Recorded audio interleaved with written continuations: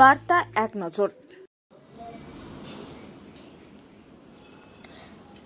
সংকল্প যাত্রায় বিরোধী দলনেতার পদযাত্রার আরামবাগ অঞ্চলে জনগর্জন পরিবর্তন। সংকল্প যাত্রার খানাকুলে এলেন শুভেন্দু অধিকারী। তিনি এই মুহূর্তে খানাকুলের মধ্যরঙ্গ থেকে কামারশাল পর্যন্ত প্রায় 2.5 কিমি পদযাত্রা করবেন, তারপর সভা করবেন।